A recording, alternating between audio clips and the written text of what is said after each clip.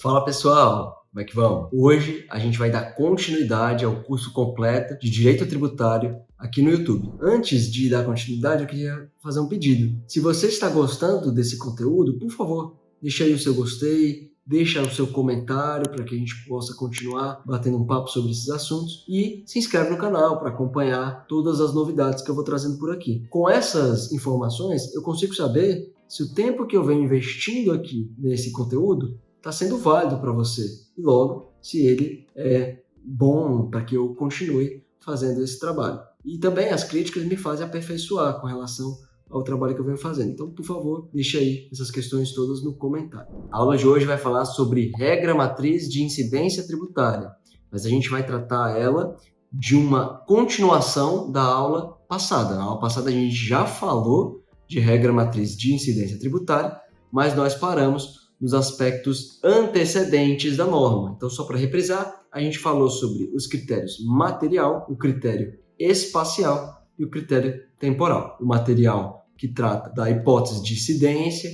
daquele ato, daquele verbo sobre o qual for realizada uma ação, vai se operar o critério material da norma. Então, por exemplo, se o contribuinte realizar circulação de mercadoria, ele terá incidido no critério material da norma tributária. O temporal, quando ocorre, opera-se o fato gerador, e o critério espacial, o local aonde ocorre a incidência tributária. Hoje nós vamos falar dos aspectos consequentes, ou seja, ocorridos os aspectos antecedentes, tem-se o fato gerador. Fato gerador que é exatamente, conforme o artigo 114, fato gerador da obrigação principal é a situação definida em lei como necessária e suficiente à sua ocorrência. E aí, ocorrido o fato gerador e analisados os aspectos antecedentes, tem-se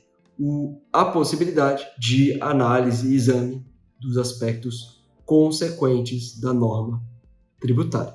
E quais são, pessoal, os aspectos consequentes? São apenas dois: é o critério ou aspecto pessoal, subjetivo, e o critério aspecto quantitativo. Os nomes já são bastante ilustrativos, então quando você fala de aspecto subjetivo, você está falando, ou pessoal, você está falando do sujeito ativo e passivo na relação tributária. Imagina uma relação jurídica, sempre tem aí um agente passivo, um agente ativo daquela relação. É uma regra quase que isso ocorra. No caso tributário, é exatamente assim. O sujeito passivo, ele é o Estado, né? Ele é quem pode legislar sobre o tributo, é quem pode exigir, cobrar, arrecadar e fiscalizar a arrecadação tributária, certo? Bom, o que desse aspecto do sujeito ativo é possível delegar? Ou seja, a quem o Estado pode e o que delegar a atividade de tributação? Rapidamente, para tratar sobre esse ponto, a gente pode dizer que se distingue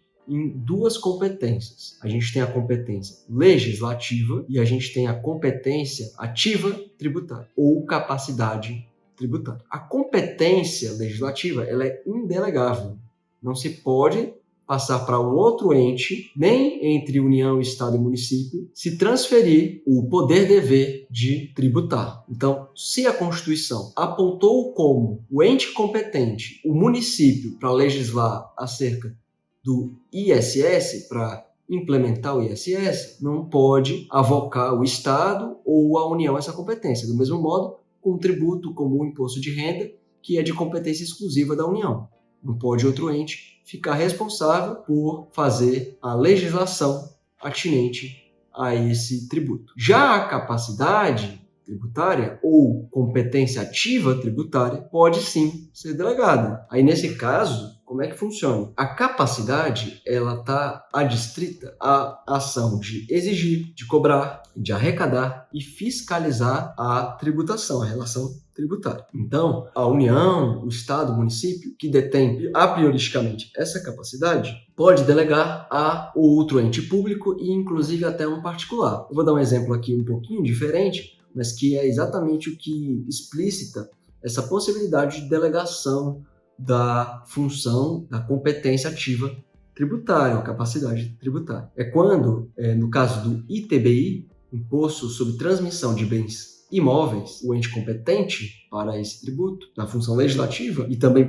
primordialmente na função arrecadatória e fiscalizatória, transfere ao cartório, que é um agente privado que executa uma atividade pública por delegação, então transmite por delegação também ao notário o dever de arrecadar o ITBI, ou pelo menos de fiscalizar a arrecadação do ITBI. E como é que faz isso? Bom, se o agente cartorário não fiscalizar a arrecadação do ITBI para transmissão do bem imóvel, fica ele responsável por arrecadar. Então, a forciore, a força, é colocado para que o cartório fiscalize se naquelas operações de transmissão de bens imóveis houve ou não arrecadação do ITBI. Bem, agora vamos tratar do sujeito passivo. A gente falou do sujeito ativo, certo? Agora vai falar do sujeito passivo da relação tributária. E quem é o sujeito passivo? É aquele, nós, mortais,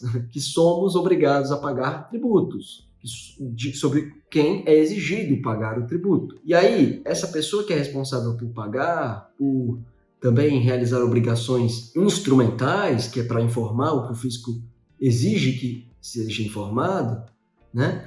A gente pode ser, dentro dessa relação, um contribuinte ou um responsável tributário. E o que difere ou diferencia essas duas coisas? O contribuinte é aquele que de fato arrecada o tributo, porque ele imediatamente realiza o fato gerador. Já o responsável é aquele que, por lei, o fisco transfere a responsabilidade para arrecadar o tributo, por um interesse naquela operação, naquilo ali que foi causa do fato gerador. Muito bem. Olha, o que isso muda na nossa vida? Bom, isso aí vai dar causa a uma série de questões que vão ser tratadas melhores depois, sobre a responsabilidade tributária solidária, sobre a substituição tributária, sobre a antecipação tributária, enfim. Ainda com relação ao contribuinte, aquele primeiro, que é o que imediatamente realiza o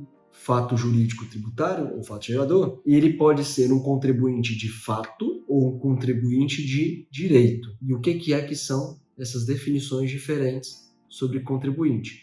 Vamos lá. O que é um contribuinte de fato? Olha, o contribuinte de fato é aquele que, de fato, certo, independente da ficção jurídica que possa existir, aquele que recebe o ônus da obrigação tributária, tá bom? Então, quando a gente paga a nossa conta de luz, nós não estamos pagando o ICMS, pelo menos não para o fisco, mas nós estamos pagando pelo preço, porque no preço incide o ICMS, que é incidente na operação de transmissão de energia, por exemplo, certo? Então, nós somos contribuintes de fato, nesse caso. E o contribuinte de direito? Aquele que, por lei, é exigido que faça arrecadação. Nesse caso aí, o contribuinte seria quem faz a transmissão da energia elétrica. Muito bem, vamos agora avançar para o critério quantitativo, importantíssimo. O critério quantitativo está dividido ali entre alíquota e base de cálculo. Vamos começar falando de base de cálculo. O que é a base de cálculo? O que ela expressa? A base de cálculo é a grandeza econômica sobre a qual incide o tributo. E ela tem 3 funções na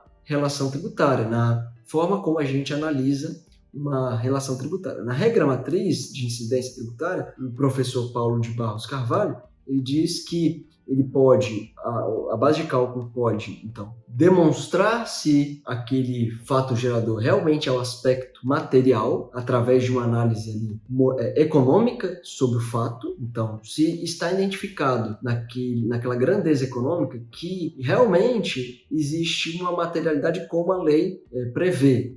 O critério material realmente é aquele que a lei prevê. Nesse ponto tem até uma jurisprudência muito interessante do Superior Tribunal de Justiça, que diz o seguinte, vou ler aqui para vocês a jurisprudência, tá bom? Num determinado trecho dela, para que a gente não precise ler a ementa todinha, vai falar que o valor da transação declarado pelo contribuinte goza de presunção de que é condizente com o valor de mercado, que somente pode ser afastada pelo fisco mediante a regular instrução do processo administrativo próprio, artigo 148 do Código Tributário Nacional. O município não pode atribuir privativamente a base de cálculo do ITBI com respaldo em valor de referência por ele estabelecido unilateralmente. Então, no caso do ITBI, de novo, a gente está falando aqui do Imposto sobre Transmissão de Bens Imóveis, o município não pode dizer assim, bem, eu quero tributar apenas o valor que eu entendo valor de mercado. Eu não aceito que você diga quanto foi a sua transação daquele imóvel. Eu só vou aceitar se for igual à planta genérica de valores que o município tem, que é geralmente como é feito, comparado inclusive com as bases de cálculo do IPTU. Mas não, o STJ entende que o município não pode fazer dessa forma. O município só pode desqualificar a declaração do contribuinte se ele instaurar um procedimento administrativo. Bom, o que isso tem a ver com essa questão, então, que eu estava falando do aspecto quantitativo, expressar a base de cálculo, a realidade material do fato gerador ali, do aspecto material. Se o tributo incide sobre a transmissão de bens imóveis, o que é a grandeza econômica que repercute nisso? É o valor da venda, é o valor daquela operação, certo? Então, confirmou o STJ que o critério material, por ser a venda, a transmissão do bem imóvel, a base de cálculo, a grandeza econômica que está relacionada, é o valor dessa operação, não outra coisa, e não quanto o fisco acha que deve, certo?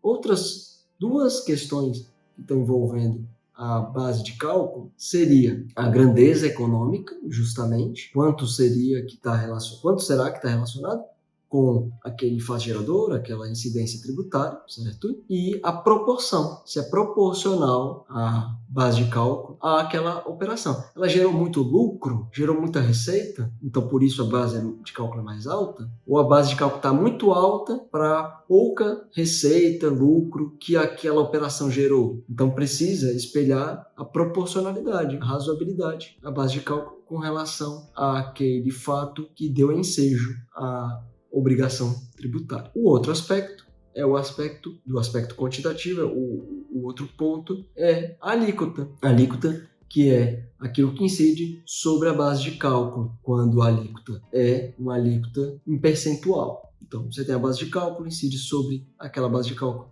uma alíquota com percentual de 5%, porque por exemplo, o máximo que se pode cobrar a título de ISS, Imposto sobre Serviços de qualquer natureza. Existe também o caso das alíquotas fixas, que são abstrações com relação a esse aspecto quantitativo, não leva em consideração a base de cálculo, leva em consideração o valor fixo que deve ser pago pelo contribuinte. Nesses casos, o professor Paulo de Barros Carvalho não concorda com a constitucionalidade dessa alíquota fixa, certo? Ele entende que isso aí está desnaturando o aspecto quantitativo do tributo, que ele deve sim ser visto sobre esses dois pontos de vista, que é da base de cálculo, que a gente mostrou aqui, conversou sobre como ela repercute na correção da cobrança do tributo, né? Fazendo análise da proporção, fazendo uma verificação do critério material e fazendo também um espelhamento da grandeza econômica daquela operação, daquele fato que ensejou o tributo. E aí, quando você tira de lado a base de cálculo, você está infirmando uma série de pontos que são importantes para serem analisados, né? E aí, quando aplica apenas uma alíquota fixa,